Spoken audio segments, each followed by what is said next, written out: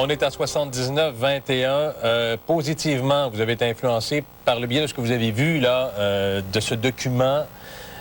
Par rapport à l'image que vous aviez de Bernard Landry, 21% disent non, ça a été négatif dans mon cas, ce que ça projette, puis ce que j'en retiens.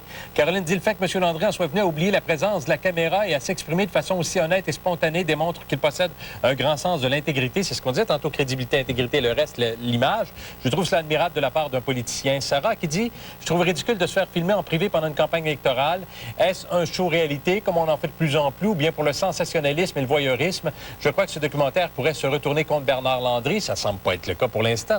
Mais Anne-Marie Dussault disait, hein, Bernard Landry, il y a peut-être moins de devant que de carrière passée, contrairement à Jean Charest. C'est ça le contraire.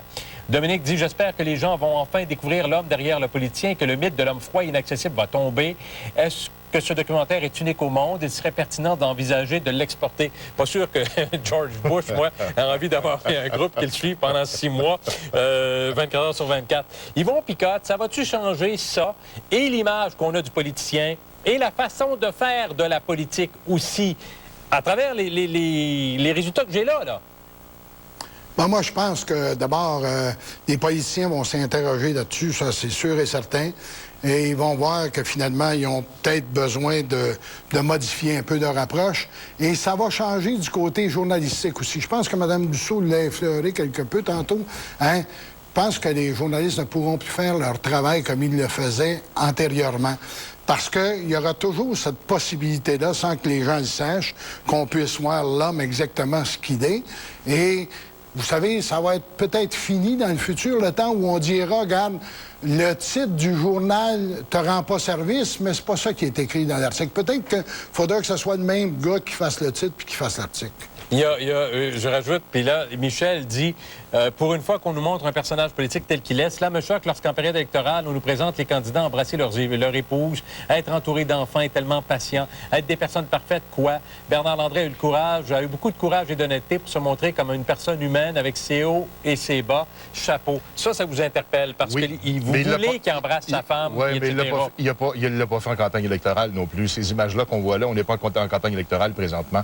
Et je suis pas convaincu qu'il serait aussi heureux s'il fallait que ce film-là soit diffusé présentement en campagne électorale, parce que c'est pas tout à fait l'image qu'on veut projeter quand on est un politicien. Mais je voudrais revenir sur ce qu'Yvon Picotte vient de dire. En une minute, il vous reste une minute, messieurs, qu'on complète. Vous allez voir.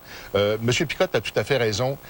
Au-delà de ça, évidemment, c'est sûr que là, maintenant, ça balaie le Québec, c'est un phénomène. Moi, j'avais vu ça. Bon, mais évidemment, avec le temps, la poussière va tomber, on va oublier ça, ça va être d'autres choses. Mais rappelons-nous toujours qu'au fond, ce qu'on demande à un homme politique, c'est d'être crédible. Et il sera crédible dans la mesure où il sera humain. C'est ce que les gens veulent être représentés par des gens qui sont humains. Et la plus belle preuve, un politicien froid a beaucoup moins de chances de gagner une élection. Et un politicien froid et distant, quand il se montre froid et distant, a beaucoup moins de chances de gagner une élection qu'un politicien qui, au contraire, est à l'écoute de ces gens, les rencontre, a les manches relevées et parle avec les gens et est proche d'eux. C'est comme ça que ça fonctionne. Et c'est comme ça qu'Yvon Picotte a fait sa carrière politique également, je pense, puis me corrigera si je me trompe. En 20 secondes, c'est un peu ça, j'ai pas trop tard, M. Picotte, il me reste 20 secondes. Non, mais je pense que je suis d'accord avec ce qu'on vient de dire. Okay. Le politicien a besoin d'être humain parce que l'être humain est malade puis il a besoin d'être aidé. On est là pour les aider. Merci beaucoup, Yvon Picotte. Grand merci de votre présence. Merci, Richard Thibault. Bienvenue, François. Alors, on s'en allait sur 900 votants. Ça aura fini à 79-21 comme pourcentage. Positif, 29 21 négatif. C'est des bribes qu'on vous a présenté. Le document dure 1h40. Merci d'avoir été là. On se retrouve vendredi pour tvendirect.com. Bye-bye. Je ne me sens pas triste ni déshonoré. Au contraire, j'ai fait mon travail d'homme politique. Et puis, je vous souhaite d'en faire autant.